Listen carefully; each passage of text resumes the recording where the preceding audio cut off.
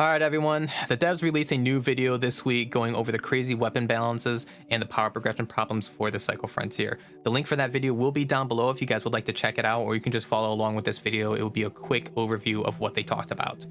So first, they kind of talked about gear progression. The devs said they wanted you to feel the difference between gear, so meaning like upgrading gear, but not so much that a white gear player can't fight or have any chance against a blue gear player at all, for example.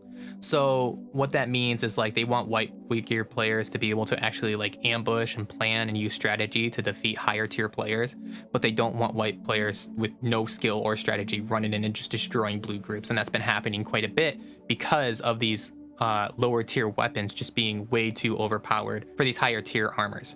So they're thinking about increasing the value of higher tier armors and weapons just slightly to try to combat that. So what that means is like they want players to feel like when they upgrade from a blue armor to a pink armor, or from a blue armor to a purple armor, or from purple armor to pink armor, they want them to feel like they're stronger. They want them to feel like it's more impactful, that it's worth the grind, that it's worth the progression to upgrade to that level. And obviously they'll be watching the game data to try to help them, so that way they can try to find that sweet spot. They also talk about patch 1.3.5, and in this patch they're going to be messing with the balancing of the SMGs, the shotguns, and the grenades, which have been greatly affecting the meta of the game since release, to be honest. So the problem with SMGs is SMGs feel way too much like rifles, but they're nowhere near as good, like at all. So they plan on reducing the recoil and improving the ADS mobility to try to combat that. Another problem with the SMGs is that shotguns completely overshadow them, even though they have the same fire range. Shotguns are so powerful that like the SMG just doesn't have a place in the game right now because it's overshadowed by the shotguns and it's overshadowed by the rifles. Now the devs admit that the Bulldog and Trench Gun are way too effective, so the shotguns in this game are just completely OP.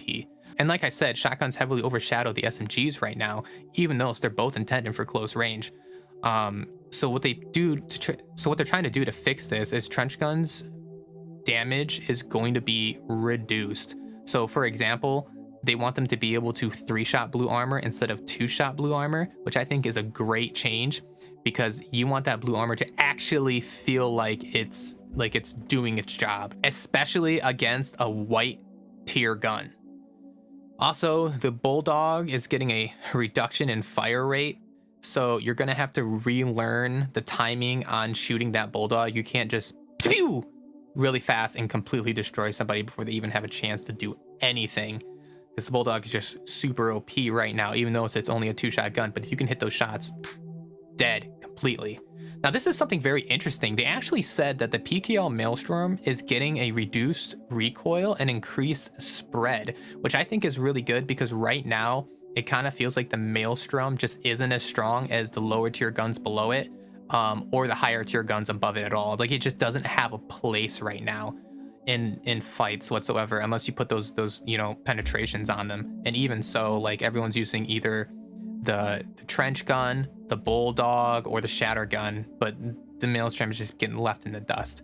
So it really, and it's a blue tier gun, so it really needs to have that place as a blue tier gun and be better than the trench gun and the Bulldog. Also, grenades are getting a refire rate tweak. They emphasize that they don't exactly know what they plan on doing just yet, but they do know that they want players to have enough time to get away from that second grenade volley. So basically, like, you know how right now people are just like chucking grenade after grenade and then you're dead. You have no chance. Once that first grenade lands and you see that first grenade coming over and it landing at your feet, like, you try to run and all of a sudden that second grenade is on you and you're just dead. There's no escape. There's no way to do it. So they want to try to tweak that to where, like, you see that first grenade land, you might get hit with that first grenade, but you'll have enough time to move from that area before that second grenade comes in. So people will have to plan their grenade throws a little further apart and a lot better, and try to like guess where that player is going to run to next in order to throw that next grenade to get that kill.